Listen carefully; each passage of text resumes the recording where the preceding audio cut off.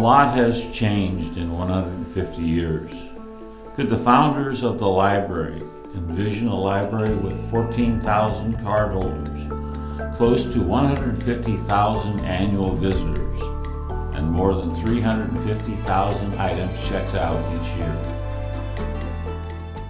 Let's start at the beginning. As the story goes, the history of the Sewickley Public Library begins in the winter of 1872 with the arrival of a whiskey boat at Sawmill Landing. The riot and the disorder led some interested in the welfare of the young men to see a need for a place of proper and rational amusement and for self-improvement. The Young Men's Library Association was officially formed in early spring 1873. The first home of Sewickley's library was in a room rented at Mozart Hall, located near the corner of Beaver and Broad Street. Later, they moved to a building next door called Coral Hall. Although the library saw growth and success, by 1880 the library was running a debt that couldn't be recovered by gaining new membership or fundraising. The board voted to transfer all of the property of the library to the Sewickley School District in 1880. In his final report as president of the library, John Way Jr. said, "I do not think the expectations have been realized. Very few of those for whom the reading room was opened have made use of it, and it cannot be expected that they ever will." Despite the setbacks, the library continued on, with a new home inside the public school on Broad Street. It wasn't until 1898 that a new board of trustees was appointed by the school board. Within a year, the library board was trying to raise money to build its own library. The trustees of the library had a sense very early in its history that the library should serve the greater community and not just the borough of Sewickley. By 1912, it had become clear that the accommodations within the school were inadequate. The Home and School Association was searching for a desirable location for a new library. In December of 1915, the long-held hope to build a library finally became a reality.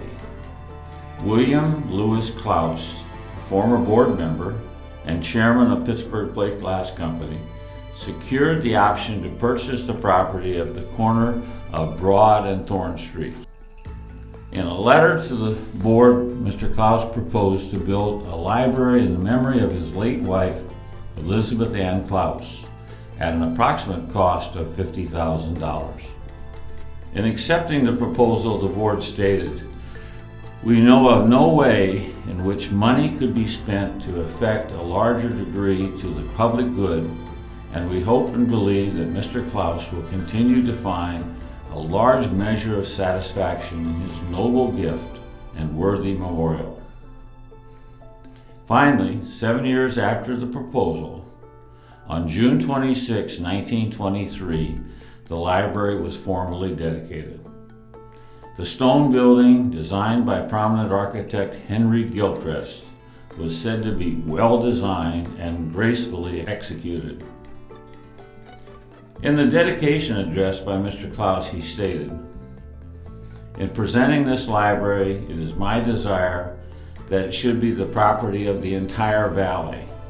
Yet under the existing conditions, there is no way that this can be done, as there's no way the matter can be handled except to deed it to the school district of the borough of Sewickley. Of course, if the boroughs ever become consolidated, or the school districts are ever consolidated, that would solve the problem." The library collection began to grow.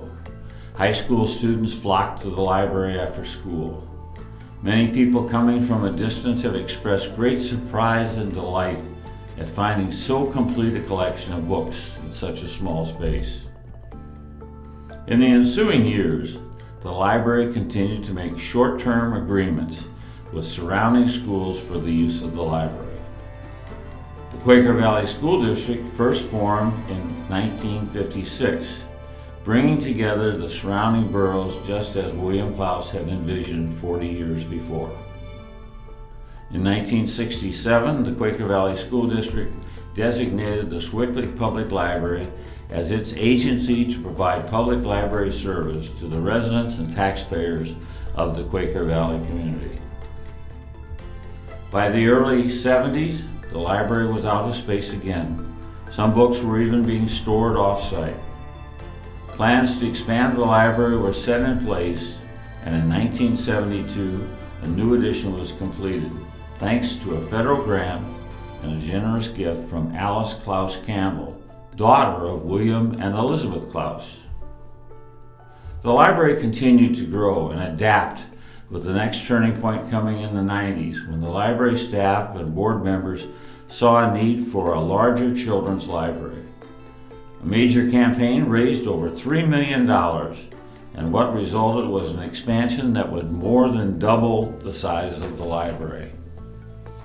Today we are here to celebrate the giving by many members of our community and to rejoice in the knowledge that we have not only fed the better angels of our nature, but have also nurtured the futures of our young. A lot has changed in 150 years. A few things have remained consistent. Commitment by the library to serve the Quaker Valley community, and the overwhelming support for the community to keep the library growing. The Sewickley Public Library continues to adapt and change in the information age, providing award-winning customer service, collections, and programs to the Quaker Valley community and beyond.